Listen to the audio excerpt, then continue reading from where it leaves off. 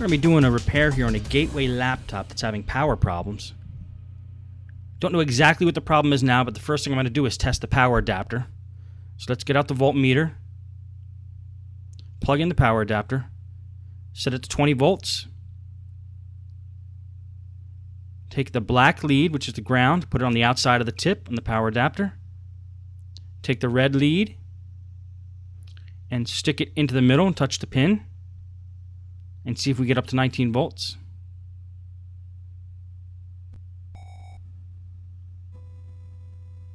And we're getting around 18. I mean, a little 18, close to 19, and that's the voltage we should be getting. So I'm just bending the wire around, making sure that there's no breaks in the wire, that if we bend it, it loses the connection. And it seems like it's okay. So I'm gonna give the power adapter an okay here.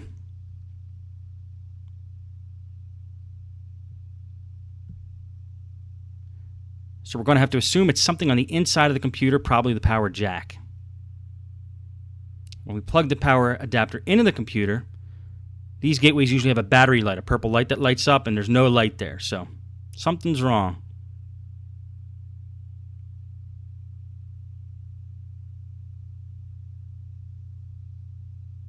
See, their lights are off. We would have seen a purple light if that was working okay. Then a purple sticker on the bottom shows that Best Buy worked on this thing, so hopefully there's still some hope for the machine. Take the battery out, try it again, just to make sure. Try to power it on. Still nothing. We're jiggling the power cord as we do this, jiggling the power adapter. Sometimes if you jiggle it, it makes a connection. Sometimes it doesn't on some computers, and that'll at least let you know that the power jack is bad.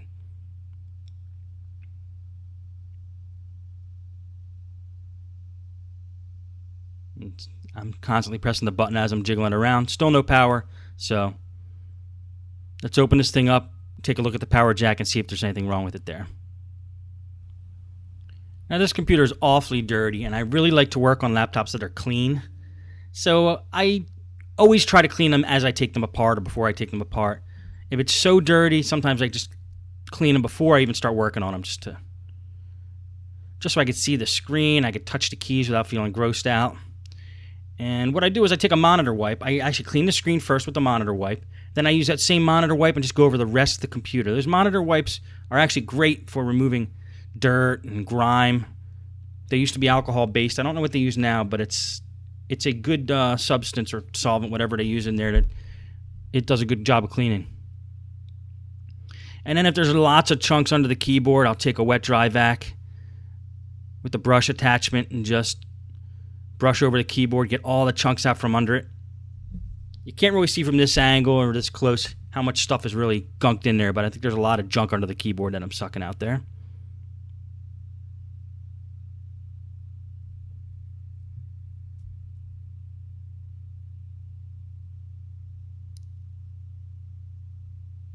Okay, nice and clean. At least we have the outside clean. Now we'll probably clean the insides as we take it apart.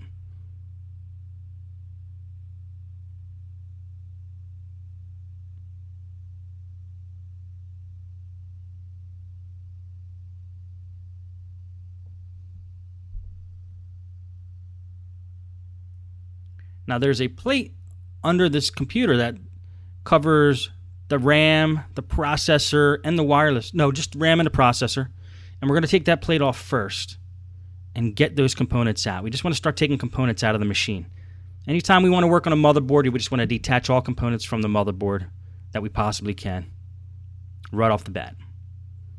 Because if we don't, those components might stop us from getting to the motherboard. There might be somebody screwing it in, or there might be screws hidden underneath the RAM, or the heatsink on the processor might be causing the motherboard to be stuck.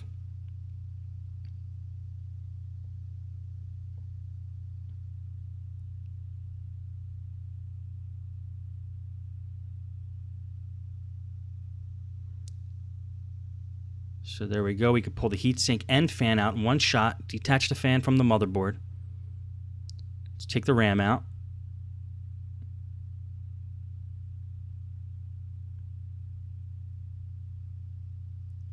Take the hard drive out.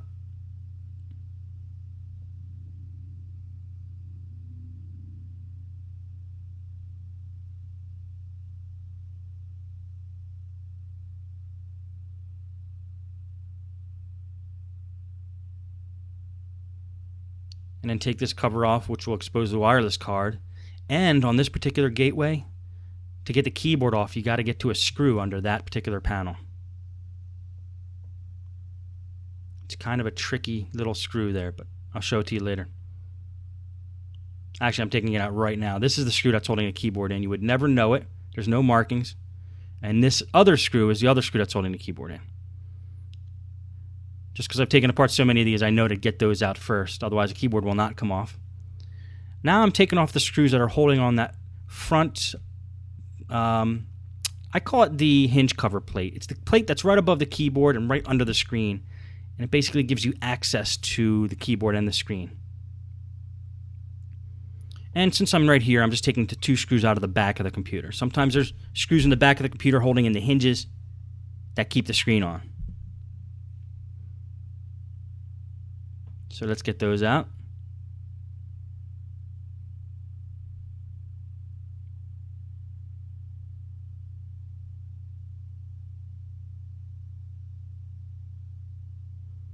And there's this one screw here that's holding in the DVD drive. Once we get that screw out, just push on the tab, DVD drive pops out.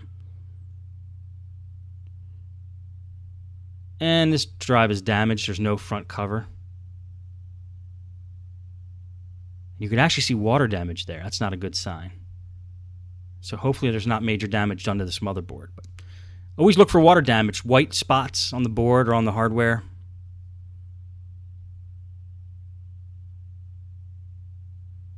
Okay, I'm just taking a look at the processor there.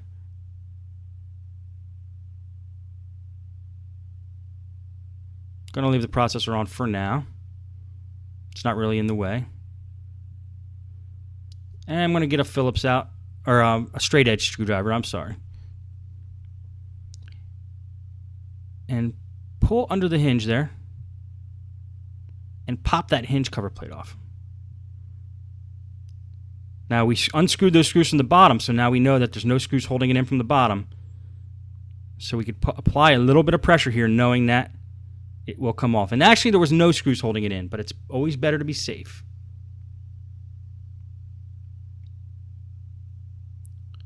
Swing that keyboard out. You'll see that there's 2 posts under that keyboard. There's actually more than 2 that hold that keyboard in. And we luckily took those screws out, which I showed you before.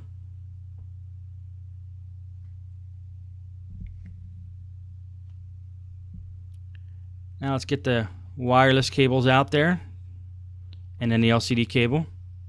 Those wireless cables are the antenna that go to the top of the screen, and then they feed through to the wireless card. They're always a pain, those wireless antenna, but they try to get them up to the highest point on the laptop they can to give you better reception. And then there's a couple screws here just holding the hinges in for the screen.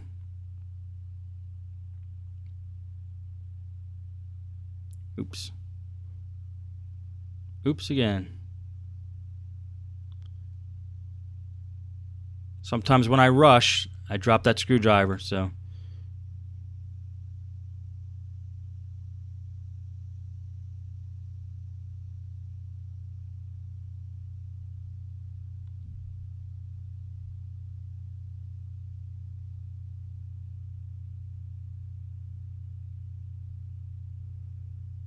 Let's pull that screen right off. I love them when I get the screen off, then I don't have to worry about the thing. It's a bulky, unwieldy thing having that screen on, so it really allows you to work good on the laptop after that's off. Now there's a few more screws. And that's a normal size screw on this laptop. Almost all the screws are that same size, so we don't have to worry too much about where we put them. Let's just throw them all into one big pile. Okay, just check if there's any other screws holding the top plate on. One more over there.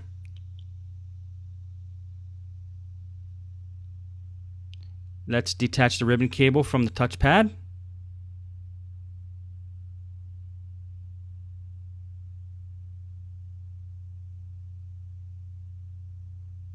There we go.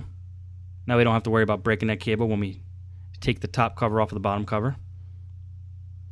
And then let's hit all the remaining screws on the bottom here.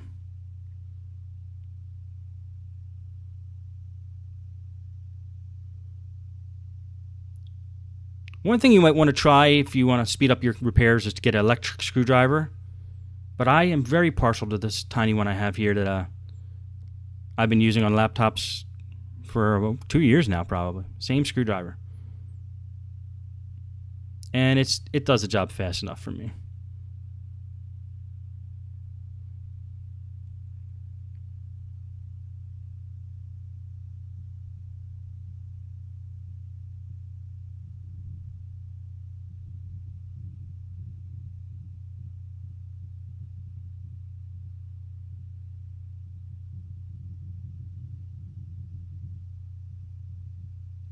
Now my screwdriver's losing a little bit of magnetic force, so I'm just take a magnet, which I believe came out of a speaker. I don't remember where I got that magnet.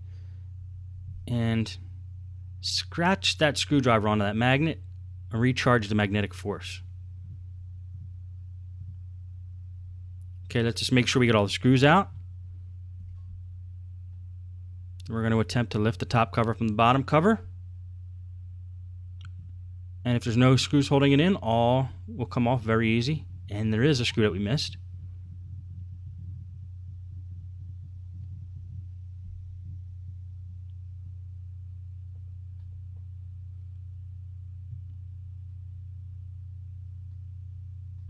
Just taking my finger now, I'm just pressing it in between the two covers there to pry off the front.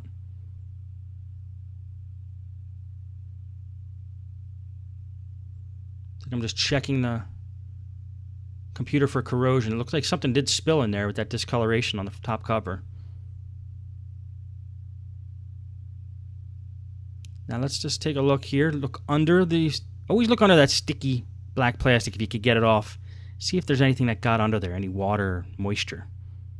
You'll see white spots of corrosion if there is. I'm looking at the power jack there. Just want to determine what the problem is with this motherboard. If it's fried or is it just a power jack problem. So we're going to take the motherboard out. And there's 4 screws here that hold in this motherboard. All on the left side. So you pull out all those screws on the left side. Then just lift up the left side of the motherboard.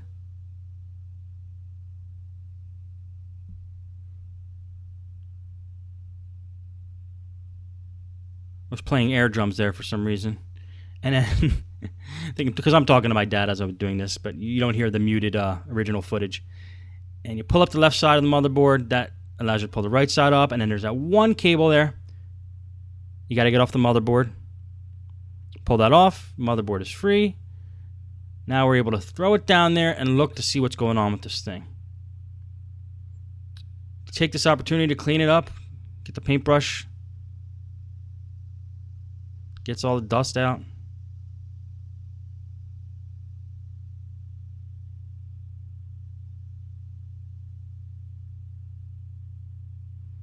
Take a look under that black plastic if you suspect there's any water, moisture, or corrosion under there. Looks okay.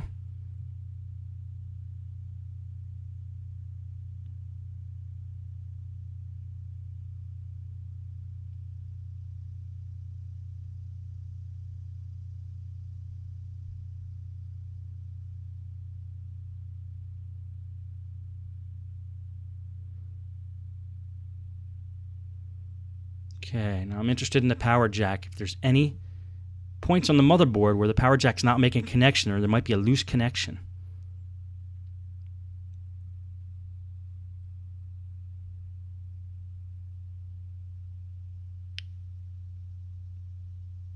And I believe there is. I'm going to try to get it in focus for the camera.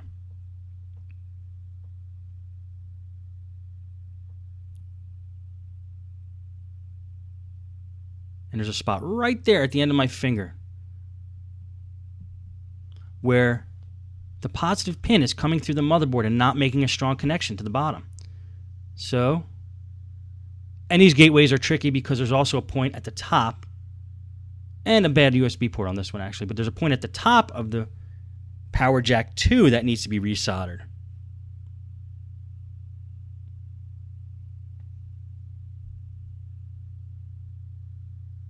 And as you can see, the USB port's bad too. So the USB port's damaged. We don't want that to short out. That could cause a power problem as well. So we're going to pull off that USB port.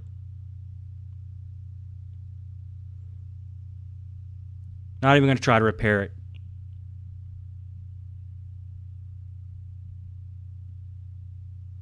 It's really loose, and there's definitely damage to the plastic inside the USB port. And they're a little too specialized to do repairs on, so that baby's going to come off.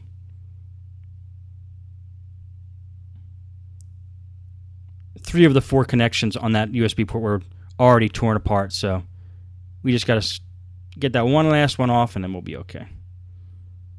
He's got a couple other USB ports he could use, and he can always use a USB hub.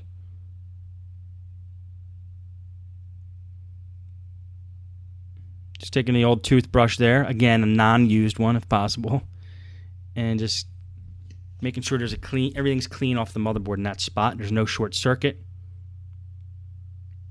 Nothing was scratched or damaged.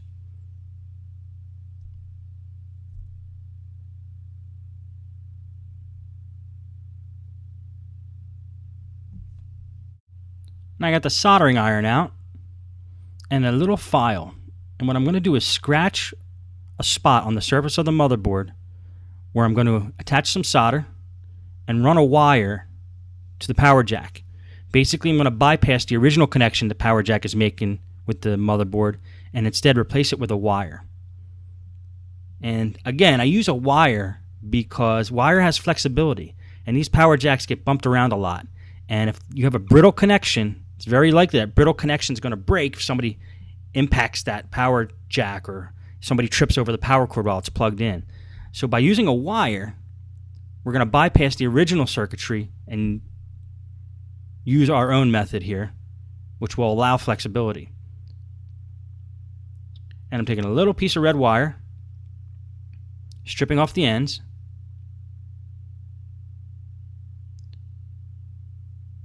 as you can see there.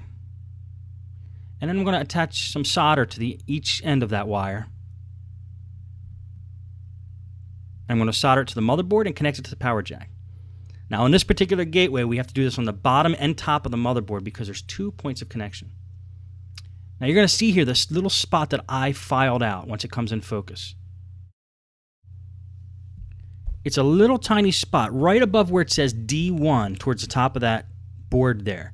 And I picked that spot because if you looked directly to the right of that spot, that is where the power jack, the pin for the power jack, comes through the motherboard. So we know that that's the positive connection on the motherboard. And you can see a little bit where that positive pin is loose, and that's why I'm going to create a little divot right next to that positive pin. I'm going to use a wire, and I'm going to wire the wire directly to the back of the power jack. And that's going to replace the existing technology that's in there, which I think is faulty.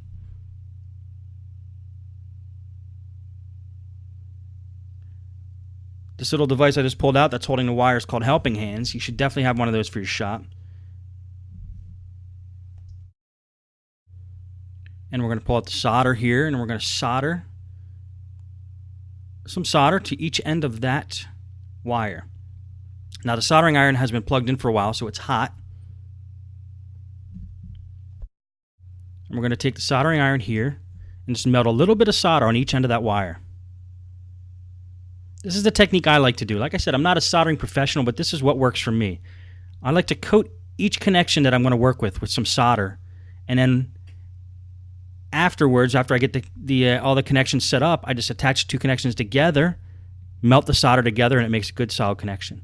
Now I'm taking some solder and I'm putting it on the motherboard right on that spot that I filed out. And I'll show a close-up to the camera once I'm done this.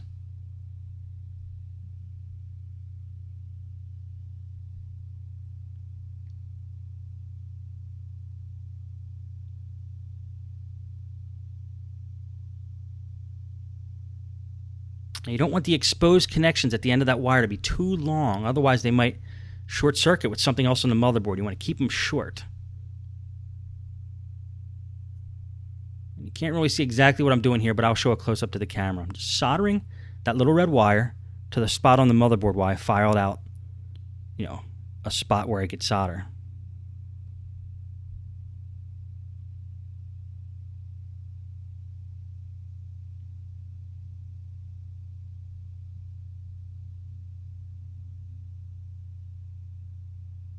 And I'm just trying to be exact here. I like to be precise, and I want to make sure that that wire is not short-circuiting with anything else.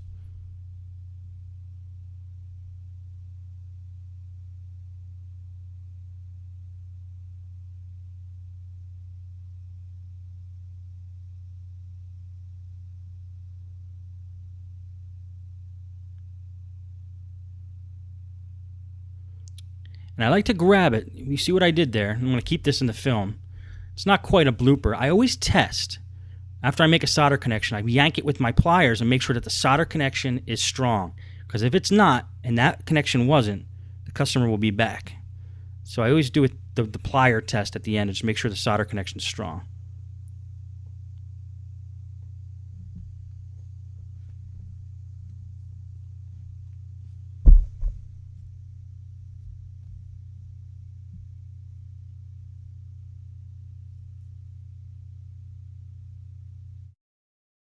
So now I'm going to resolder the connection and see if we can make a stronger bond.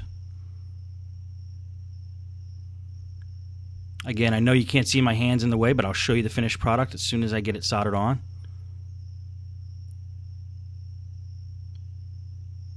And this is what we're going for. Once that gets clear, I'm going to freeze frame it here. Now I want you to take a look here at the placement of the wire and what I did exactly. I soldered the part on the right, the solder point on the right. That's soldered to the post. That's actually soldered to the post that's coming through the motherboard from the DC jack. And it's soldered right to the end of that post. Then the wire wraps around, and then the solder point on the left-hand side solders to a point that I filed down on the motherboard. Now this basically creates just a connection from the post to a spot on the motherboard where the post should be connecting to. I hope that makes sense. What I'm doing is creating flexibility in that power jack. So see that center pin? That center pin actually bends all the way around through the motherboard and onto one of the solder points that I created. Now I'm going to take the pliers and just test the strength of the connection again. I'm not going to yank too hard, but reasonably tough just to make sure that it makes a strong connection. And it looks okay, so we're going to leave that soldering the way it is. That's done on the bottom. Now these are a little tricky because that power jack, the tip, which basically that tip turns into a post as it comes out of the back of the power jack, that post connects to 2 points on the motherboard. The point that I just soldered to and another point on the top of the motherboard. So there's two, and this is kind of rare, there's 2 points of contact that this post makes on the motherboard. One on the top and one on the bottom. So bottom we just handled. The top, again, we're going to file a little space on the motherboard where that post should be connecting to. We're going to put a little drop of solder on there once we get that filed down so the solder will stick. And then we're going to repeat the process. We're going to take a piece of wire, run it from the back of the power jack, which is the post, to the top part of the motherboard, to the spot I just filed down.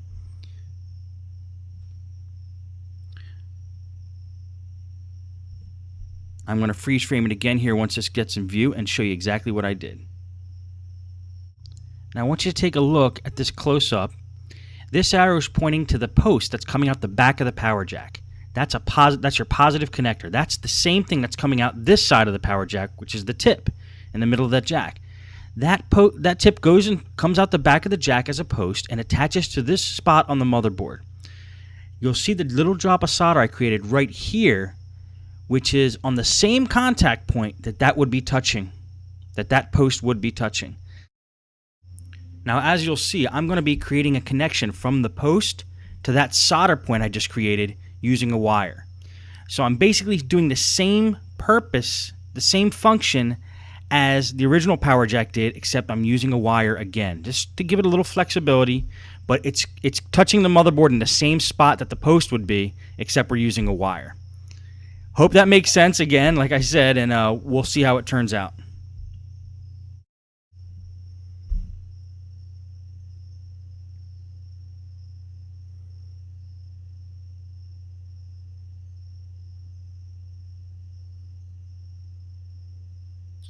Now I'm going to take the file again here, and this time I'm going to scuff up the back post of the power jack, which is the center pin.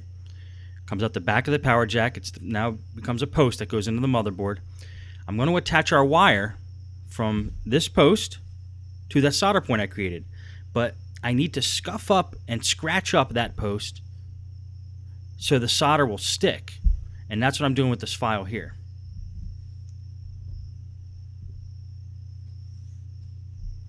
Just take the toothbrush and brush away any little metal particles. I'm going to take a little bit of solder. I'm going to drop it right on that back post. This could get a little tricky. That's why it's good to have a nice thin tip on the soldering iron.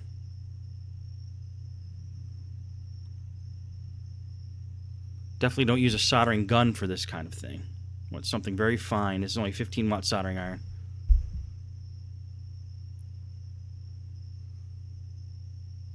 And this is the drop of solder I put on the back post of the power jack.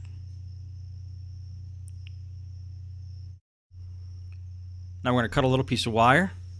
We're going to attach it to the back post, and we're going to attach it to that solder point. Again, I'm using my little pliers here to strip the wire. Probably better use of wire cutters to do this, but I'm getting pretty good at doing it this way. The only danger of doing it that way for stripping the wires, you could actually cut the actual wire that you're trying to strip, so you don't want to do that. And again, I'm using my technique of just tinning the sides, the edges of these wires. Put a little solder on each point. You don't want to use too long of a wire because remember, you have to stick this back into a confined area that may not have the space to fit a large wire. So that's why I use short wires to do this.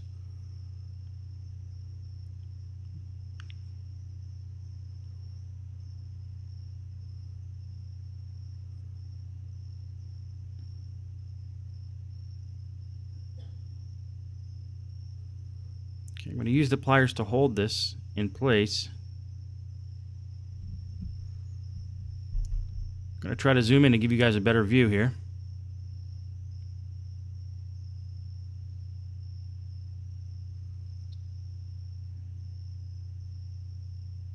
Let's take the wire, put it in place. I guess it's not really that good of a view, but you'll see the finished product. And touch the wire to that solder point we created on the back of the post. Make sure that that's pretty solid. Pull it with some pliers there and make sure it's a good strong connection. I'm going to bend it so it fits right, it touches right at the other solder point on the motherboard.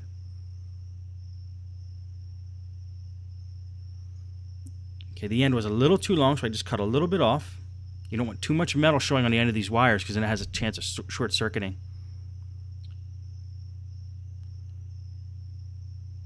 And I'm just going to take a little bit of solder. It's tough to get a good view here without my hands in the way. Sorry about that, guys, but I'll show you the finished product and you'll get the idea. And that's all it took. Just a little touch of the soldering iron. Let's pull it and see if it's secure. Right now it's going from the post to that solder point we created.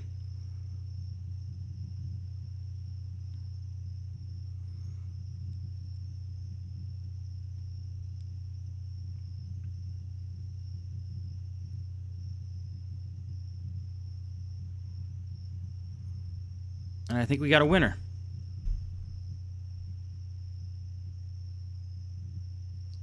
And this is what we accomplished. You will see that the wire we just installed there goes from the back post of the power jack and connects to that point we put right on the motherboard, that other solder point. It's basically acting, the wire is basically acting as the post would be, but again, I used it for flexibility. I love using the wires for flexibility because now the customer can be a little more reckless with the power jack and not worry about the brittle solder points breaking because they're both connected with wires now. You got flex. Just want to test it again with the pliers, make sure it's in there well.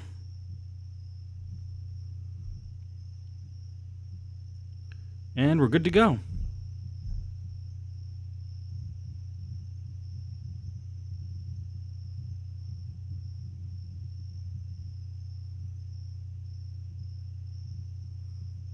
Time to put some stuff away, which I'm going to speed up for you guys real quick here.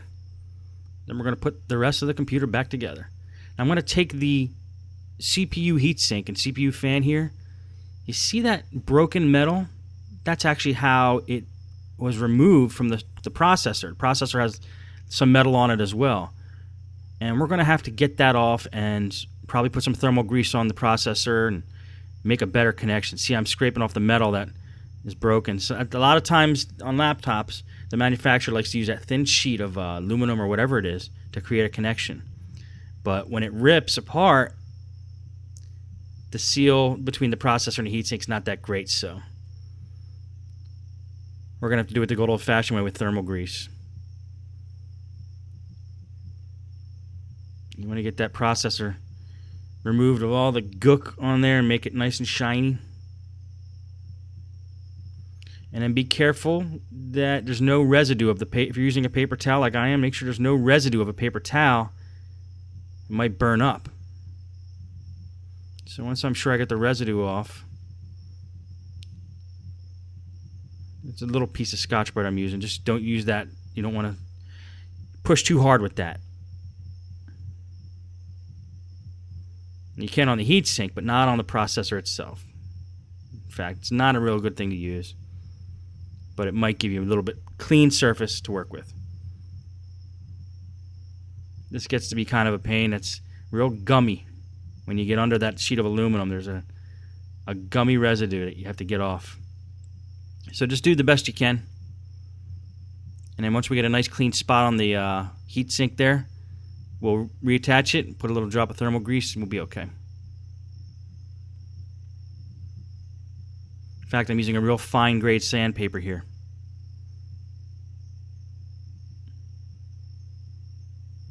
Just getting off that stingy residue, which I will speed up because it might take me a while to do this. It actually took me a lot longer than I expected, so we're going to go to the next step here, and then we'll get that CPU heatsink and fan back on. We're going to test the connections we made using our voltmeter. We're going to set it for continuity, touch it to certain points on the circuit that we just created there, and see if, just make sure that there's no short circuit.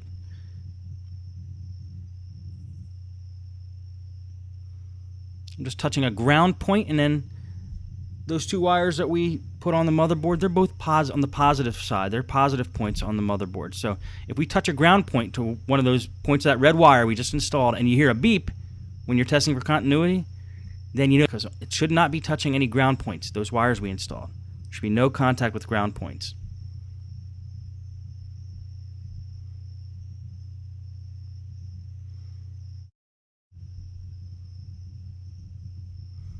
Just take our paintbrush and clean up as much of the bottom case as you can since you got it open. We're going to take the motherboard now. We're going to place it back into its spot. And we're going to see if it fits now that we added those wires. Those wires might be causing a problem where it won't fit now. So I'm just going to try to size it up and make sure that it fits. And I'm just looking to see if when I put the motherboard back, is it gonna create any short circuit with any of the points of the bottom case? Is our red wire going to be touching any points of that case that we don't want it to touch? Because remember, those wires weren't there before, so it's like an extra protrusion. You want to make sure that it fits okay and there's no connections made that you don't want to be made between the case and the wires that we installed. And I think we're going to be okay. Throw the motherboard in there.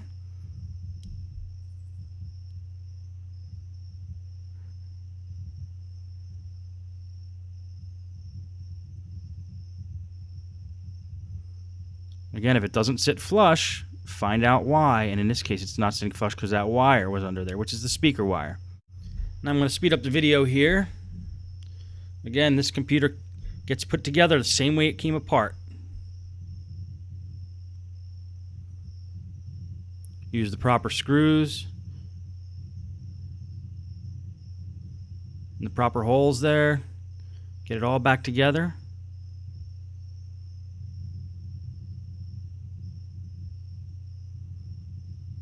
Clean it up, little bits and pieces where you can. Put the wireless card in there. We're going to put that screen back on. Screw the screen down, and then we're going to feed that wireless antenna through.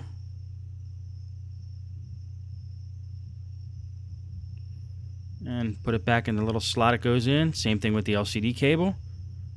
Okay, that's in pretty solid. Attach the wireless antenna. Hard drive goes in there.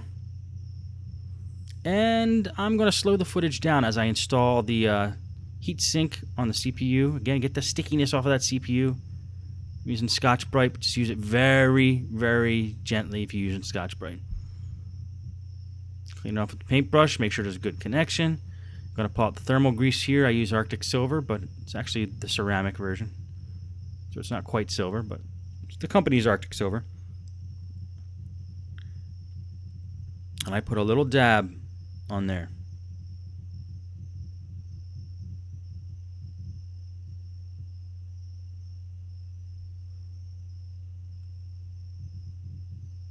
And I like to take a piece of Scotch tape, put it on my fingers long ways, and use it as a little steamroller to level out all the thermal grease, and it's the way you keep your fingers clean. I just don't trust when I just put a little glob of thermal grease on there, it's going to distribute itself evenly, so I like to distribute it a little bit. And now take your nice new clean heat sink, which we hope is clean enough.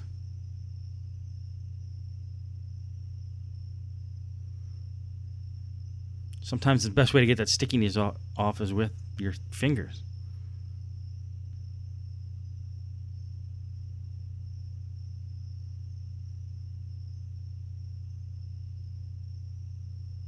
And that's the best we're going to get. So remember to attach the CPU fan. It's vitally urgent. Your computer will overheat. You don't want to cause damage to that processor.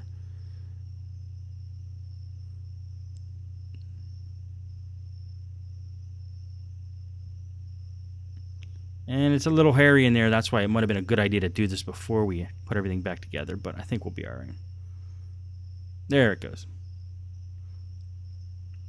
And that slides right in there. The fan does. And the heatsink sits right on top of the processor. Make sure it's all lined up. And then I like to screw these back in a crisscross fashion like you're putting on a tire. Distribute the pressure evenly on the processor.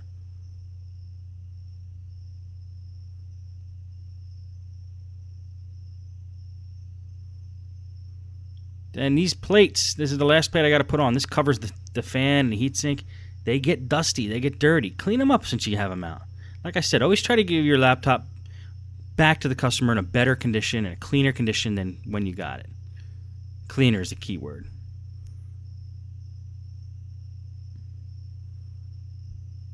Now, even brush off the bottom of that keyboard. Get it all nice and clean. You don't want little particles and residue flitting around on the motherboard, so... Okay, going to reattach that cable. Make sure it's in far enough, the way it's supposed to be. Lock it down. Make sure it's all lined up straight. Then mount the keyboard back. Usually snaps in under the plate there and then push down at the top. And I know that this particular keyboard screws in two spots. One right next to the CPU fan and the other one where the wireless card goes. Two little silver screws. Very tricky. You would not think that they hold the keyboard in, but that's what I learned.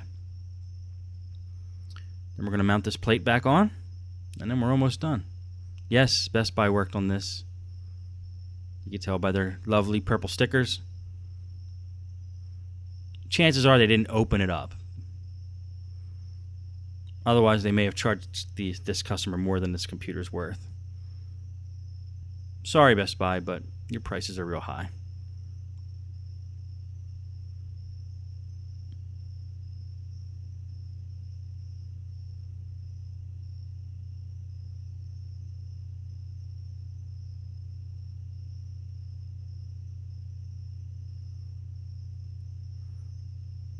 Make sure all those screws are tight, but don't over-tighten them. Never over-tighten any of these laptop screws. Just snugly fit them in there, and that should be fine. They usually have some kind of, adhesive or glue on the screw itself. That's what that blue and red color is on those screws. You'll see them are coated in blue and red. It's to kind of lock the screw in.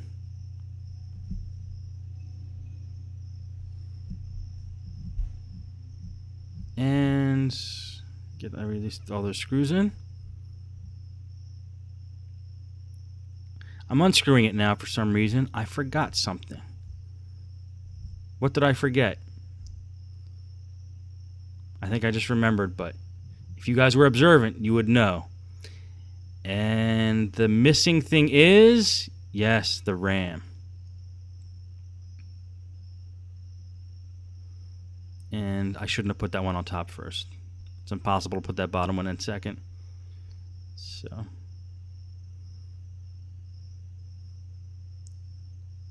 okay, we're going to mount the RAM back in.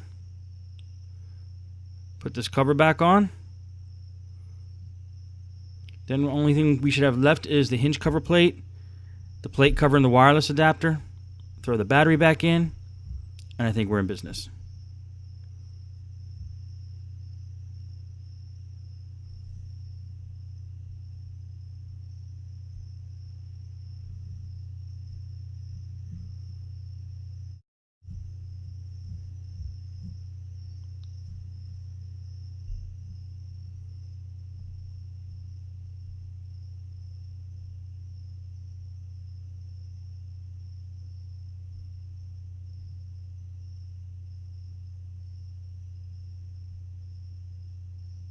Get the wireless cover back on there. Dust it off first. Those covers get real dusty. You'd be surprised how much dust comes off of them. If the dust is too thick, I don't use the paintbrush because I don't want to get the paintbrush too messed up. I just use a wet dry vac with the brush attachment. Okay, let's put this cover back on, the hinge plate cover. Or the hinge cover plate. Sorry. Now in this laptop, I believe there's 2 screws holding that plate in from the back once we get it on there. They go right over the hinge covers.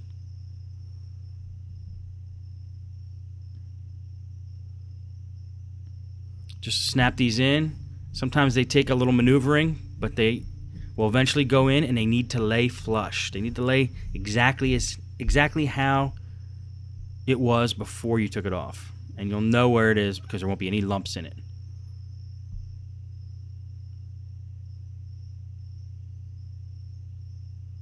Let's get these 2 screws on that hold those hinge covers on. It's another thing you want to be careful of. You don't want to go prying that hinge cover plate off knowing that there's screws holding it in from the back because you're going to break it. So always check for those screws holding it in from the back. Gateways are famous for having them. Maybe Acers. Old HPs have them. Not too many other models have them that I know of.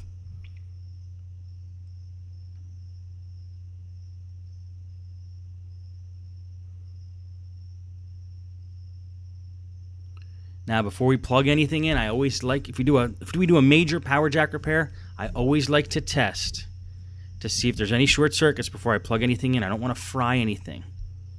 So I'm going to touch the center pin with the red connector, and I'm going to touch a ground point with the black lead here. That's actually the other way around. It does not matter if you're doing testing continuity. The black plate is actually going to touch the middle pin. And there was no short circuit, meaning there was no beep. If we heard a beep, we'd know we'd be in trouble. Now we're going to take the power adapter and we're going to plug it in and test this thing out.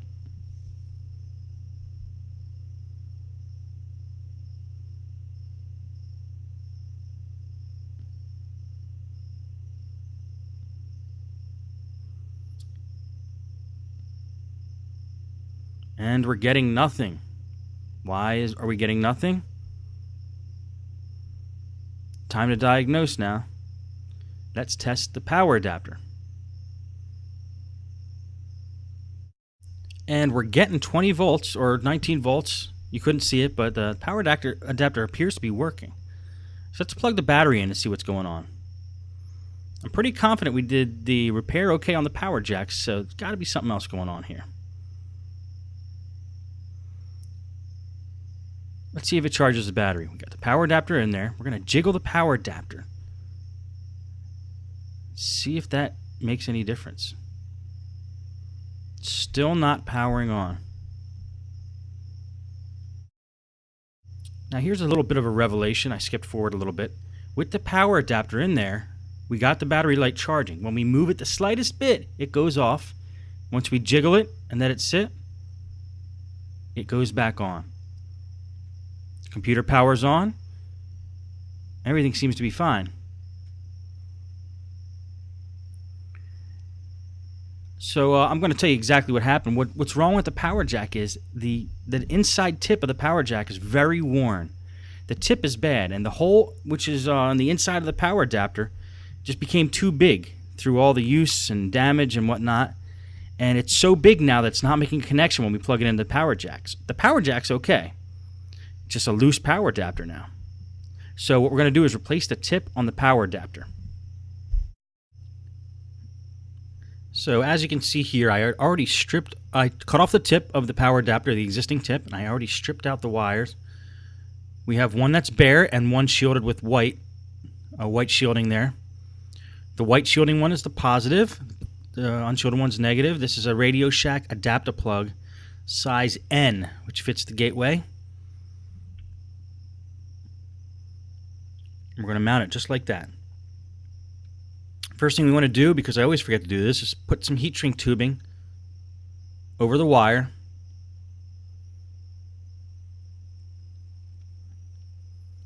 I use a real thick one to cover the adapter plug, and then I use a thinner one under there to actually shield the wires, as you'll see shortly. Cut a decent size for that.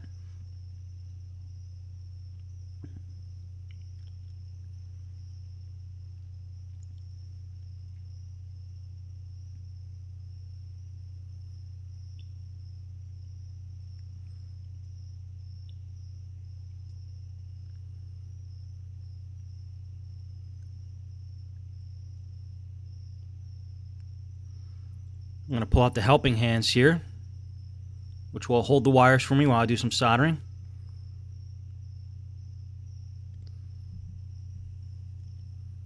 The thick heat shrink tubing goes over first.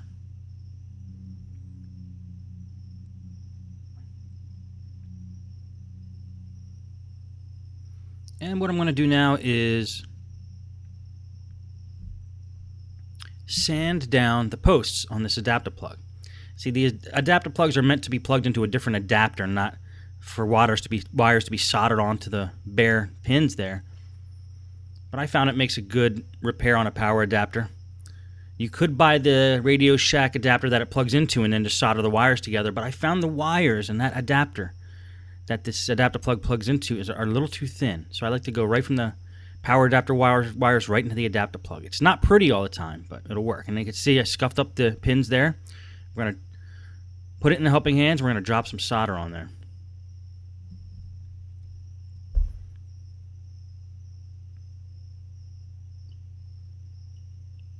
I always seem to get this a little out of frame, don't I?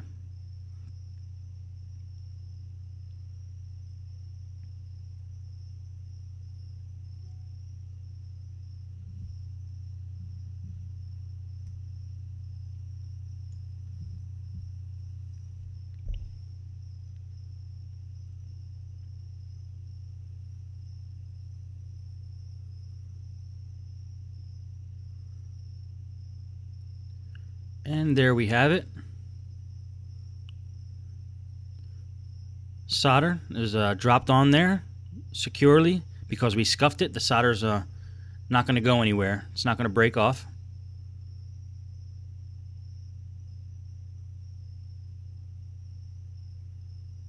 And what I'm going to do now is drop some solder on the ends of these wires. I call it tinning. Coat those wires in solder. And then when you're ready, we just touch those two wires to the adapter plug, heat them up, and solder should melt together on both ends.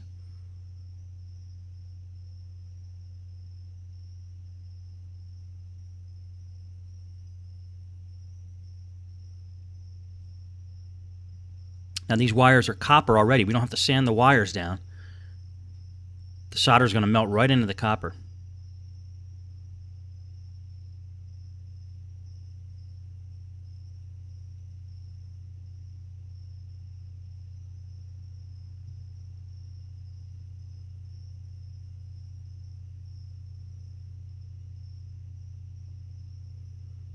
And there's a little too much exposed on one end. I'm going to cut it a little short.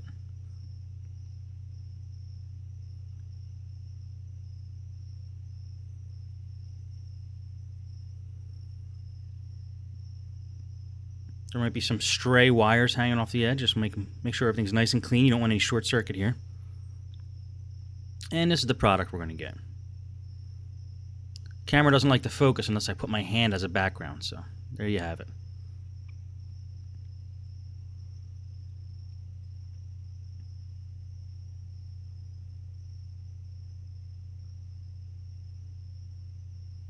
Now we need a little bit of a thinner wire to go under the wide heat shrink tubing.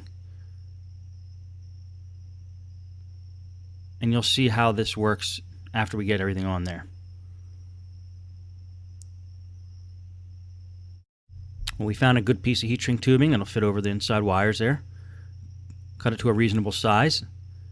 Slip it on before you do any soldering to the adapter plug, otherwise it will not fit.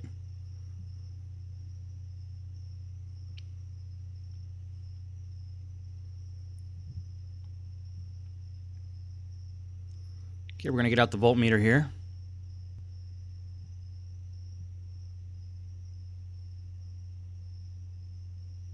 And we're going to just find out which pin is positive and which pin is negative on the adapter plug. Because on the power adapter, that one with the white shielding is positive and the one that's bare is negative. That's your ground. So we just need to make sure they get matched up properly. And we went ahead and soldered those wires now to the adapter plug. Just finishing that up. And I want to hold it in front of the camera and show you exactly what we did.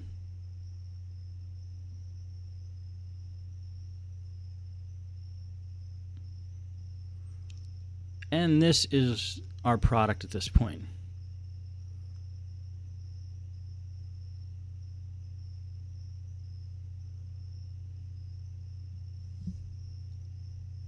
It's very important that those two wires are not touching, or any frayed part of the wire is touching the other part of the wire. It will create a direct short circuit, and we don't want that. Let's do a little cleaning up here. And do a little cleaning up. It's a smart thing to do when you're done working with your tools and materials, put them back in the same spot you got them in. Don't just keep a big pile. Keep your space clean. You can get more done that way.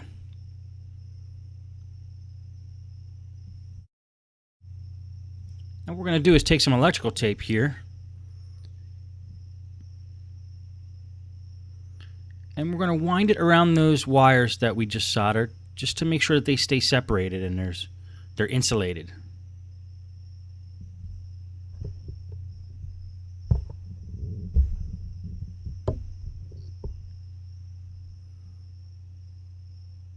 And I'll show you what I'm doing as soon as we get that back in the frame.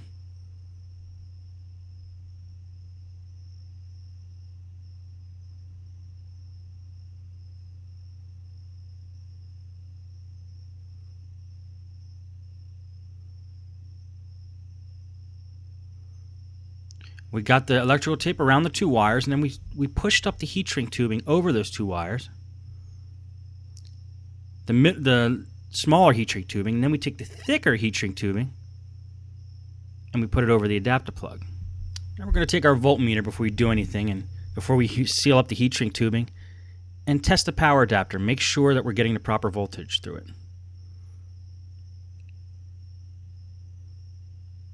And it goes right to about 19 volts, which is what we want, so we know our connections are okay.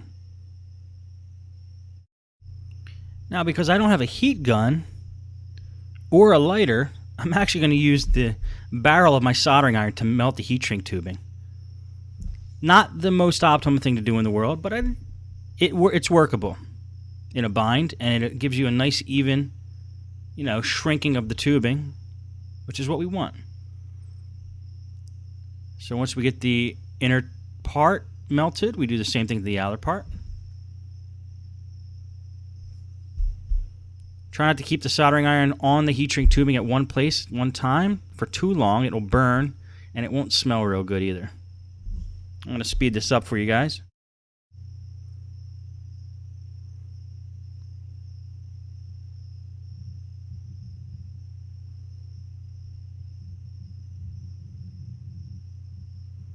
Okay, that took a little while, but we're getting close, and this is going to be our finished product. Nicely shrunken. 2 layers of heat shrink tubing with the electrical tape on the inside. That came out pretty good. That's one of my better jobs, I must say. And those things are soldered direct to those posts. They're not going to go anywhere. It's a pretty secure connection. Now, what I'm about to do next might seem a little crazy. I'm actually going to cut that whole tip off of this power adapter.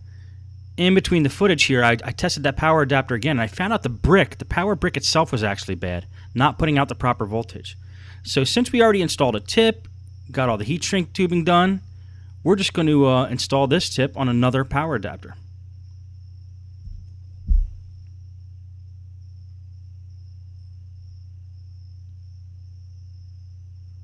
Now this other power adapter actually has a bad tip itself, so we're going to take the good tip that we just created and solder it directly onto this new power adapter.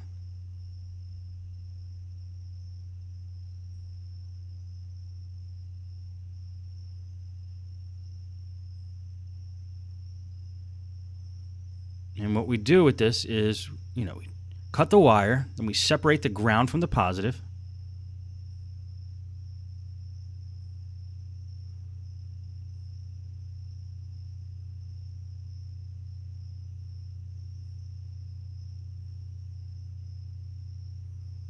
Get that old power adapter out of the way. Throw that in the trash.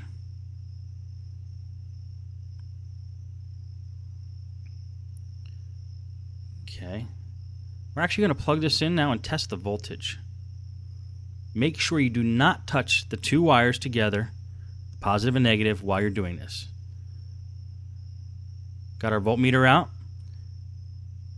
We have our exposed wires there, not touching each other. We're going to take the black to the ground, red to the positive, which is the white. Check the meter. We're getting 19 volts.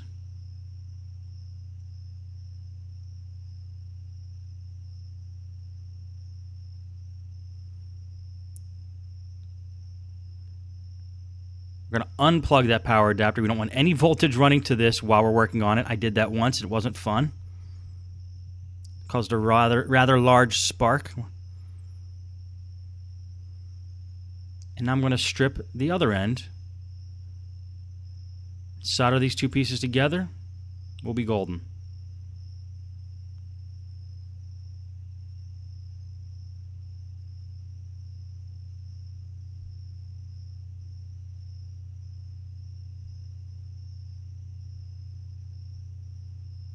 Again, it's smart to use a wire cutter in that situation, but if you don't have one laying around, you could use a regular pair of cutters there, as long as you don't cut the wire.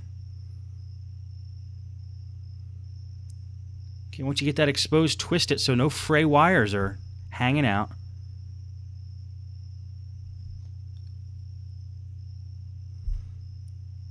Okay, we're going to use the helping hands here, and we're going to tin the ends of these wires.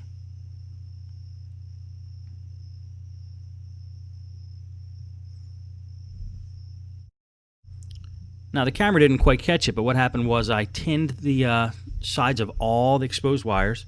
Now I'm going to throw some heat shrink tubing over it. Cut it to the right size.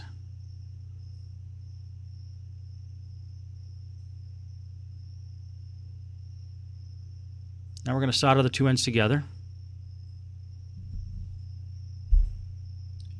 And because the camera's not picking it up, I will show you the finished product.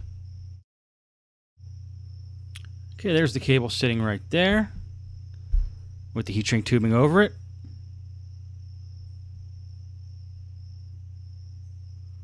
Now we're going to test it out in this machine and make sure everything works. Now we plug the AC adapter in.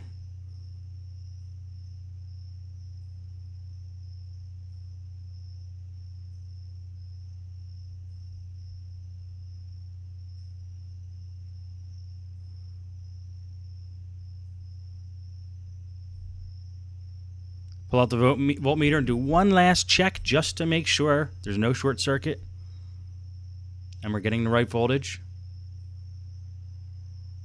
And we're okay.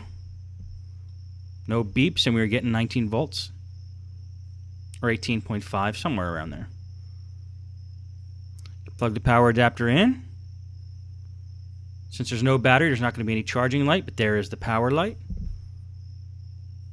And this computer is definitely working now.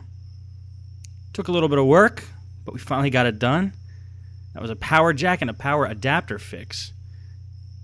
Let's throw the battery in there and see if we get the battery charging light when we plug it in.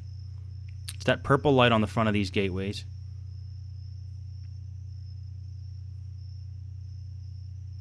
And it should appear right about there in a second, and there we have it. So that's a pretty thorough repair on a power jack and power adapter. And there you have it.